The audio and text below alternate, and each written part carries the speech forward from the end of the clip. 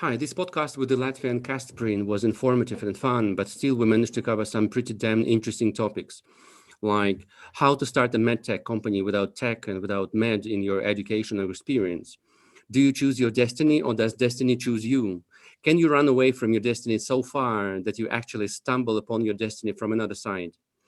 Castprint is disrupting the fractured treatment space. They didn't know what they didn't know, so they just dived into the sea of the unknown challenges and opportunities. If you like their ideas, you can join them in different ways as a partner in your local market and country, as a team member, and of course, as an investor. Watch out for more interesting stuff and watch on not to miss them. Three, two, one, go. Hello, my name is Alexander Morari, and I'm the founder of ITKeyMedia. You've tuned into our podcast about Central and Eastern European startups that are in pre-Series A stage. Our guest today is Sigvards Krongorns, the co-founder of Castprint, a company that designs and develops custom-made 3D printed casts for various types of fracture injuries. It's a lightweight, ventilated, and waterproof solution that allows a person to have a comfortable recovery period. Sveiki Sigvards. Hey Alex, thanks for having me. Yes, it was. It's already great to have you on board and on screen. What I like about the product is also you say this is biodegradable plastic. What does that mean? Yep. After my recovery or after I'm wearing this cast for the needed period of time, I can just throw it away, or what do I do with the product? Yeah, well, it's a perfectly good question. So basically, what you can do is return it. So you can return it, the plastic itself, to the clinic where you applied it, and afterwards they will return to us, so we can post process it and reuse the material as well. So now currently we still are in the middle of the technology, so we're just gathering all this used already plastic. But I think in the maybe a year, maybe even sooner, actually, we can actually start reusing the material as well. So biodegradable but recyclable, and you are the guys in charge of the whole recycling process as well, right? And why Yeah, so? yeah. Is it why so? Is the material so valuable to you, or it's like there are some other reasons? Well, basically, so the whole process and let's say whole history of our let's say journey in the Castprint is that usually we run a bit ahead of the technology that is available. So currently, for example, that's why we started out with printers, print ourselves even today, right? We still keep it in-house. We still do develop the software, the algorithm in terms of design. And again, all these things we do ourselves because let's say solutions out there in the world do not meet let's say the clinical or sometimes the standards we envision to actually let's say to the security to actually all the standards that actually are very important for our partners, right? So that's why we have to do it now. If somebody can come to me and say, hey, I have a working solution, I'll be happy to actually test it out. Sigvards, I wanted to touch on this a little bit later, but I think this is a good moment. You said what that you guys are ahead of the technology already available on the market. Okay, is this? Would you say this is one of the consequences of being non-tech founders? You're not limited with the knowledge of what you know. you know. I would say definitely. I would say definitely. Some part of it, of course, is that because me and my co-founder, so we weren't technical with backgrounds, right? We were also not medical, so we were actually financial auditors. So that's also a funny story. But basically, yeah, I think one of the challenges for us was that, of course, because we weren't medical or technical, we had to learn as we go, right? And we need to find smarter people, more clever people, experienced people around us to actually who can help us and educate us. But another thing is that what also it showed us that you don't have to be necessarily the expert, but you have to have the so-called logic thinking, or let's say critical thinking. And the rest you can basically, with the help of all the technology, or let's say Google and books and so forth and so on, you can almost learn by yourself.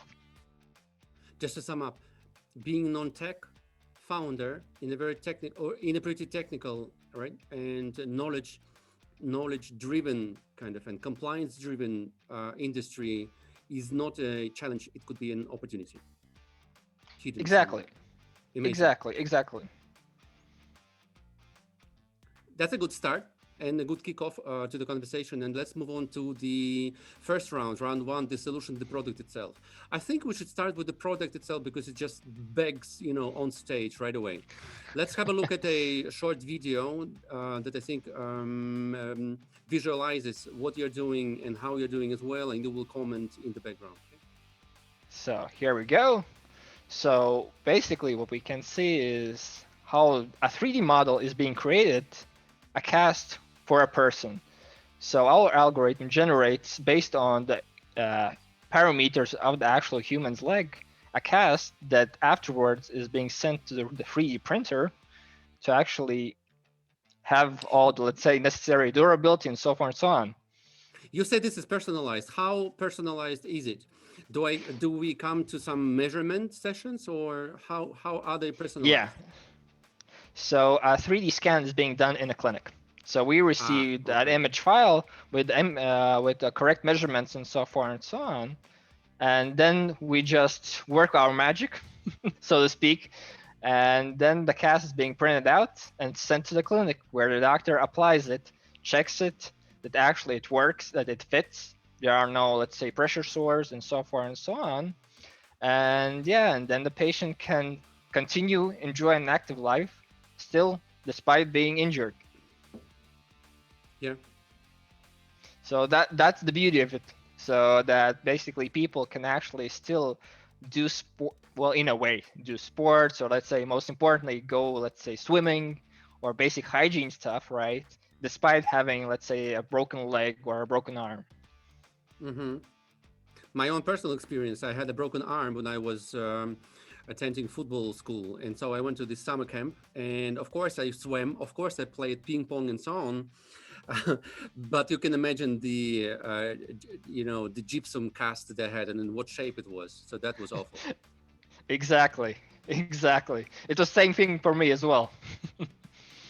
Amazing. So this is one of those company ideas that were what a consequence of founders' needs, right? Because you mentioned somewhere in an article that your founder colleague what had broken elbow, and there are lots of Exactly. sessions that he had to come to, like changing of the gypsum cast and so on and so on. Okay. Disclose your recent pivot, or let's say byproduct as well. So these are discussed that we have just seen are for humans, and you widen the horizon, right? Entering the world of animals as well. And so you start with the Yeah. dogs, and this is called what? Vetcast. Yeah, vetcast, as it is simple as that, vetcasts. So veterinary casts, right? Now, so the beauty of it is that during the pandemic, so because a lot of the private clinics where our service was available, they were closed, right? And unfortunately, if the clinics are closed, the business for us as well doesn't go great, right? So we had a little bit spare time to, let's say, work on the product itself more, test out, do, let's say, iterations and so forth and so on. And we had some contact with the veterinarians, and lucky for us, so one, let's say, beautiful day, one of the vets actually called us and said, hey, I may have a case for you, can you help us out? So we thought, okay, so why not, let's try it. Now naturally, when we first tried out, the first technical issue was that for a person, you can ask them to stay still for 1 minute, right? So they won't move around, so you can do the 3D scan. For a dog, he won't do anything, so he will still Yeah. run around, right? So what we had to do, I actually understood that for veterinarian field, we actually had to even more further improve our algorithm, so that basically now, so for the veterinarian field, we don't actually need the 3D scan. So Oh, what wow. we have, Wow.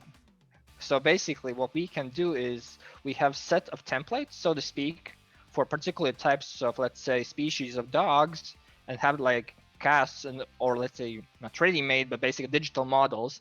And then we just ask for the owner or the veterinarian just to send 6 to 8 measurements in Yeah. correct positions and so forth and so on. And based on that, again, the algorithm can create already a custom fit cast that can afterwards, again, same through the process as with Castprint. For the human, just design, print, and deliver to the clinic. I didn't want to sound too um, eugenic, but I think with dogs, the purer the race, the easier for you is to properly personalize the cast. Is that so? Have I have would say, you? yeah. So that's where eugenics helps you, right? Interesting. Yeah, I mean, so for us, actually, the funny part is that, so when we started out and we just had an idea about CAS from back in 2016, so when we went to our first advisor, first doctor, actually, and asked her, hey, is this actually legal? What do we want to actually do? And she said, yeah, I think you're onto something, so you should meet a couple of my colleagues. But actually, the second meeting, she told us, what about veterinarian field? What about vets? What about dogs? Because one of the biggest issues was that for 2 years almost, one of the biggest was the compliance and the regulatory. Let's say for when you're talking about humans, you have to be tested out and so on for obvious reasons, right? And so for the veterinarian side, it's much less regulated, right? And let's say the purchasing power, or let's say because it's all again private. In this case, it doesn't actually do anything with the government. Again, it's much more easier. However, what we very quickly found out that from a technical standpoint, we had no idea how to do it because again, you have multiple dog species, big dogs, small dogs. They have different, let's say, characteristics, anatomy, and so far and so on. So from that perspective, we understood that in this case, actually, the so-called guinea pigs would actually be, and test subjects would be the humans for us, and not vice versa, how it's usually done.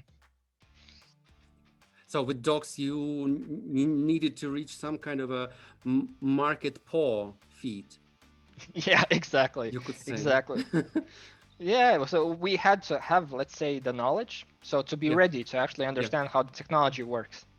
hmm Coming back to humans, I understand. So that was your original idea, and as for now, you will understand what intensified its expansion into human cast print products. Let's say.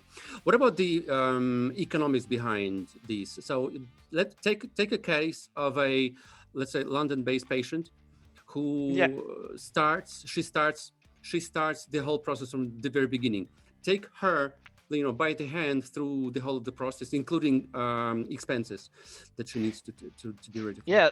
So with UK, you have the big old NHS, right? So from an expense standpoint, usually it doesn't cost anything, right? Through the whole process. If you go to an Okay, NHS trust clinic, right? So that's for the me first thing. for me is the client. Yeah, for me is the client. What about you? And also, let's cover the both sides. The client has already NHS coverage. Okay, great. How do you earn in this case in London? So yeah, so this is where the tricky part comes in. So obviously, so we're not covered by NHS still. So how it will be paid is self-paid. So the patient will have some costs, right? So how it works usually is the patient go to, again, if an injury occurs, they go to a hospital, get the X-ray, get their traditional cast, right? Then they usually how it works. Then next part is that 7 to 10 days you have the so-called control checkup where you go back to do an x-ray to see if the bone has started to heal, does it need to be changed, and then that you can heal properly for the rest 3 to 4, maybe 6 weeks and so on, right? And this is the part where basically Castprint comes on, is that during at this control visit, if the injury allows it, they can do a switch for a Castprint. And during that visit, if the control x-ray shows everything okay, the doctor or the nurse does a 3D image with an iPad or an iPhone and sends the information to us with all the necessary information, such as color and all the stuff and so on. And based on that, we create the cast, print it out, and ship it to the clinic within the day usually. Now, during that time, the patient still receives back his old cast, applies it, goes back home, and once the cast print has arrived in the clinic, they get notified by the reception, they go to the clinic, pay for it, and that's it.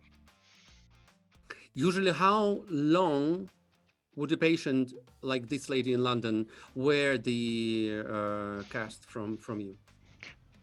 So usually the Castprint is being worn from 3 to 6 weeks, usually. Again, so basically traditional, let's say injuries or typical injuries, the whole treatment process with a cast is between 4 to 6, 7 weeks, right? Depending on injury. So minus 1 week, thus actually after the first week, you can already start using Castprint in most of the cases. So this is basically the time where actually they have the full advantage of our solution. And just to capital, we covered the patient side. What about your side? How much? When do you get paid, and how much for this specific case? Let's say this is a hand cast. So what happens afterwards is just we do these cases during the month, and in the month and the end of the month, we basically just send a list to all the casts we have produced to the clinic, and say, hey, does this correspond to your? We do a reconciliation, and based on that, if everything is complies, just sends out an invoice. That's it, basically. Okay, so as a necessary kind of consequence of what we just discussed, I understand now. First, you have been focusing on private institutions mostly. Yeah. I mean, only, Yeah. right? So that I noticed this on your website and so on. Okay, this is one. Let's keep this in mind. Second, you are dependent on a doctor's opinion, right? So a doctor cannot impose, but they can suggest as an extra aesthetic, comfortable, and so on option. Okay, and which, so this combined makes you dependent on doctor's opinion and in private environments. Do you Correct. think this is a challenge to expansion? And next question right away, how do you plan to get into national, like NHS in the UK kind of system? And are you now Yeah. already in this process? Yes. So great questions, and this is basically what any investor always asks us. So how do you scale, right? So this is the biggest question for us always. And in total, honestly, what we see is that what we have, because we, as you mentioned, we have both the dependability of these private clinics as well as the dependability of the doctors, right?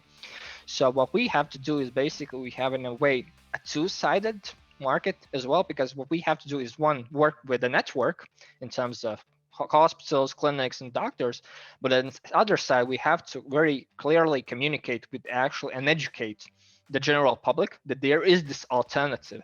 Because one of the things, and from a purely ethical standpoint, a doctor not necessarily can actually suggest. So usually how it works is that patient has to, let's say, put the first words out there, say, is there something better, Okay. or do you have something, right? Because otherwise, I mean, a doctor can by all means suggest, right? But from a purely ethics standpoint, it becomes already tricky. So this is also not just for us, but basically for similar companies as ours. So this has been the biggest question. So how do we scale?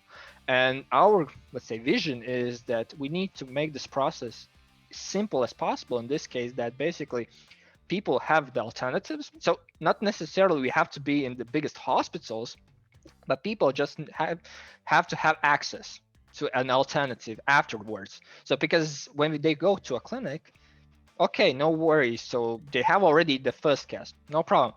The biggest question is so that the second visit is in the place where they can have access already with the Castprint. So what we need to do actually is not, let's say, concentrate on these public hospitals, because but we have to concentrate on these people that who actually have already a cast on, that hey, if you're from London or you're from Manchester, hey, you should know that on the right across the, let's say, city is actually a clinic that actually offers this, right? And so forth and so on. So this is how we look at it. And we see that there are different approaches by different companies. And we believe that this is how we can, for example, scale. Two comments. First, still, I think NHS could be a very interesting potential client. Of course, it will take 2-3 years, but then your arguments should focus around price effectiveness, time effectiveness, and workforce effectiveness, especially for the UK medical market. I mean, right, doctors market and so on, where they have huge deficits and so on. So probably, as I understand, having this kind of a cast, I don't need to come to doctor checks. of the traditional gypsum cast, right? Like often or never at all. And if I can allow myself, I can buy one red, one blue, and so on, just to go together with my different, outfits. So this is first, and then um, on the margin, it seems to be like an exciting challenge on the marketing side. I mean, exciting in like true word of the true meaning of the word. It's very, very interesting to try and hack kind of clients' mentality, and basically your target audience is not just the ones with the fracture, but rather decision makers in the family, who are usually mothers. Very often, I would say mothers, and more widely like parents, right? So if you Oh yeah. if you hack the way into the minds of parents, then you are home whenever something happens with a bone also, right? You are there to Exactly. help them. Interesting. Exactly. So this is basically how we started out in Latvia. And so, for example, now in Latvia, you basically you can go in any of the biggest cities. At least you will have one clinic. Into the top 5 biggest cities in Latvia, you'll have already access to it, right? And how we actually did this is, one is naturally going the traditional way to the clinics and so on. But other way how we hacked it is actually we asked the people to just ask for it. So if you happen to just ask them, do you have it? Why don't have you? And so forth. And another thing is, so we live in an age with this huge, let's say, machine called Facebook or social media, where you have all these tools, right? And sometimes that gets a bit scary, but from a, let's say, advertising business in terms of, let's say, finding your target audience, it becomes very, not, let's put it that way, easy, but very efficient. So we could Yeah. easily find, let's say, target audience in terms of mothers, in terms of, let's say, athletes, and so forth and so on. And afterwards, what we do actually in Latvia, and we're now also launching in UK, are the so-called Castprint stories. So where people actually share their experience. So what have they done? And we have actually helped Paralympic athletes, Olympic athletes, and so forth and so on to recover and so on. And when they see these stories, then as our marketing colleague usually say, pets and kids always sell on social Yeah. media. Yeah. Interesting. um Zikvars, on another from another kind of dimension. Now, so you've been around for several years now. Are you now profitable? Are you still like burning a lot? And what's the dynamics on this front? Yeah, so we were actually before the pandemic, so we were on the break even trajectory. Unfortunately, the pandemic had put us setback quite a lot actually, but hopefully, basically, the next couple of months will show where we are at actually. Now, our current projection is that we aim to get to break even actually in the next 6 months, and so that's our, let's say, short-term goal, right? In terms of to become self-sustainable.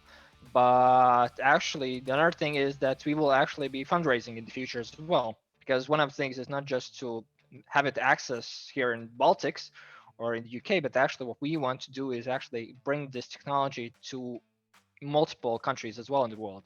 So we'll have to have funding as well.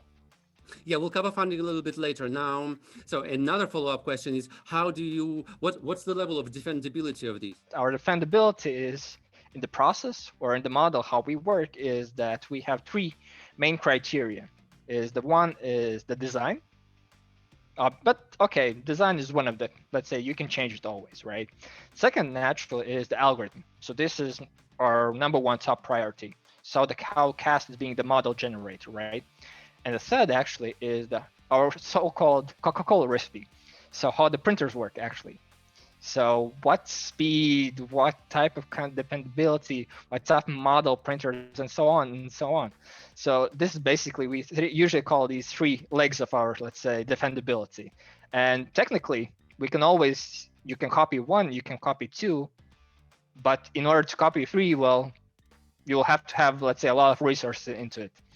These are the entry barriers for the followers. Okay, I mean the potential competitors. I- Okay. exactly. But at the same time, for example, now what we see is, for example, we have already established also a partnership in Malaysia, so which is multiple, let's say, hours ahead of us in terms of, and so what happens is that naturally we're not available to ship to Malaysia right from Europe. So what actually it is that basically what we do and how we actually plan to scale is that we keep the 3D models generated centrally in the Baltics, but the printing itself is based on our methodology printed out by our partners. So in a way, again, we learn as we go and we outsource, but again, we do not outsource like, hey, use it whatever printers you like, whatever you want, but actually we say, hey, if you want to offer a Castprint, you have to meet our, let's say, Yeah, standards, yeah, use our okay. technology, so on. So basically like McDonald's, so to speak. A burger in Riga is the same burger in London. Sigvards, let's move on to second round two competitors. And I understand you have as a competitor, like biggest competitor, the traditional, let's say, technology of casting fractured bones and so on.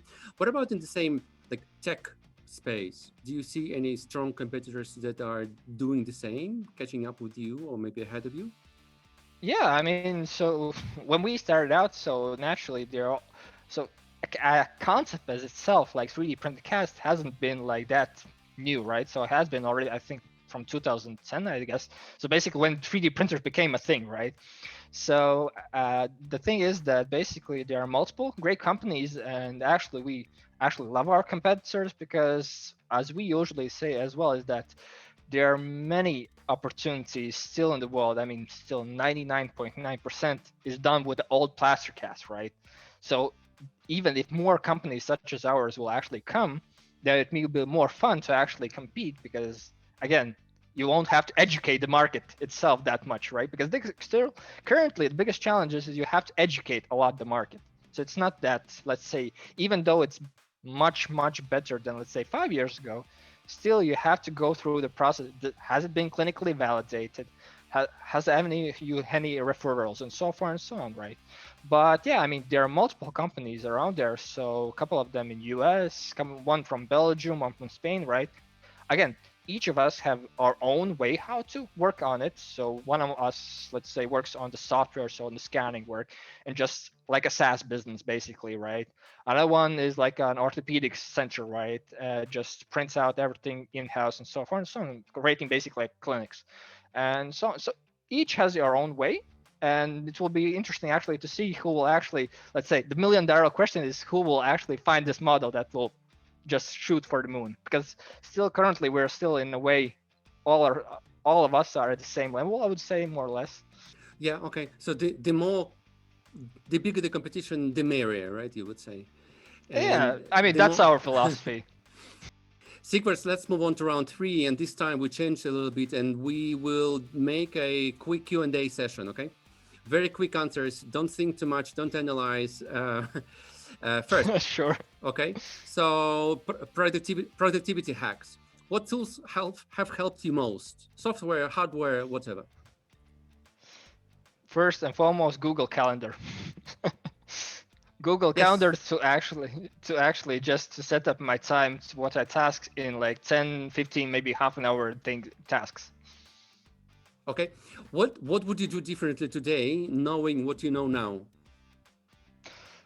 Uh, Basically, be bolder. Don't overthink it. That would be my suggestion. Exemplify, what do you mean? Exactly. Like, So what meaning, makes you think so? Like, where did it take too much, what, of thinking, so analysis, and so on? so when we first started out, we were very, let's say, obvious for obvious reasons, but we were still in a way afraid initially to actually offer it to people, even though people say, "Hey, I don't care, I want to use it," and so we say, "Yeah, but are you sure? Do you want it?" So right, so don't be afraid. Actually, when people you have this feedback that the users want to actually use it, right? To just put it out there, and again, you communicate. Let's say all the pluses and minuses and everything else, obviously, but yeah, just be more proactive and be more, let's say, bolder and let's say more, let's Okay. say, braver, so to speak. More specifically, why were you not as bold as you think you should have been Like why? The fear of hearing the no, kind of like rejection. Uh, Why? What could help? so basically, that's the first thing. But I would say even more so is just fear of success, if you can call it like that. So meaning that you're so maybe it's just our mentality, but basically, we it took us like 1 year at least for actually just so particularly when we actually went to Startup Wise Guys Accelerator, where they beat out of us basically, that hey, you have to be confident, you have to show the world basically you're smart, you can do it, and so forth and so on. Uh, And yeah, I would say this was, let's say, where yeah, yeah. my suggestion to my, let's say, past self would be that yeah, don't worry and just do it. It's like pretend you can do it until you can. In a way, yeah, you can say that as well. Next. Okay, next. What's the current biggest challenge to the growth of the company? Biggest growth? First and foremost is that we need help. So we need help in terms of people. So we need people around the world basically find partners who want to bring this to their own countries. We actually looking for employees as well. So we need help basically around everywhere. So if you can have contacts, you can reach out to us. If you want to bring to your own country, you can reach out to us. If you want to work for us, reach out to us. If you have any funding resource, you want to be an investor as well, reach out to us. So there's a lot of, but basically, yeah, we just need help in some, I would say, the human aspect. So basically, we need people around us. Yeah. Okay. Okay. Let's move on. You're not tech founders, as we found out. What would be the key kind of pieces of advice for non-tech founders? How to start a basically tech-driven or software-driven or otherwise really a technology kind of startup if you're not a tech startup? So my suggestion is for again. So I'm a non-technical co-founder, so this is very subjective, right? But I say forget about the tech and concentrate on the people and on the problem. So meaning that basically without any, let's say, software coding, whatever skills, you can already, let's say, just talk to people, ask them questions, interview them, and learn what's their actual problem. And then afterwards, you can already find, let's say, tidbits of potential. Can you create something? And if you have that, then basically, and also if you can have, let's say, these people or your potential clients have it on writing that they would test it out or something like that, with, let's say, 5, maybe 10, let's say, letters of intent, you can already go to any accelerator these days and hey, you will have the resources to find your co-founder, your technical co-founder, and so on, right? Okay. But again, Okay. you don't have to concentrate. You just basically start with people and start with the problem. Okay. Amazing. So let's close this Q&A round. Let's move on to round 4, company. So company was founded, what, 5 years ago or so? Yep. On the cap table, you say you have what? Your colleague Yanis Olins, the co-founder CEO, yourself, Sigvards, Krongorns, and the startup Wise Guys as well, as far as cap table. And then how big is the team right now? And you mentioned already you are recruiting for what roles? Yeah. So basically, so our team is 5 people. So we are basically 2 of us as well as our 3 engineers, right? So this is the core team currently. And what we are looking for is people with sales experience, people with, first of all, sales, right? So secondly, people with marketing, people with engineers still. There can always be not enough engineers, right? So with particularly with we having our second brand webcast coming on. So these are the people we are looking for basically. Sigvards, round 5, Formula F3, as we call this, funding for the future, or fun for funding. So by now, I understand the company has been funded externally, of course, as well, and that's I should say around 270,000 euros, all included: angels, accelerators, convertibles, and so on. Do you have any plans now? You mentioned, of course, some of them. What are more specific details about the next financing round? How much, for how long, and what for? Yeah. So our funding target is 500,000 euros, And this will be basically for the next 18 months. And what we aim to achieve with this funding is first and foremost is to strengthen our technology, is basically create, and secondly, most importantly, is the fulfillment. So meaning the optimizations from order to execution. So currently it's still half semi-manual. So there are parts where people have to be, or let's say human input is needed, right? So this is the first thing, the technology. And secondly, it's sales. Sell, sell, sell.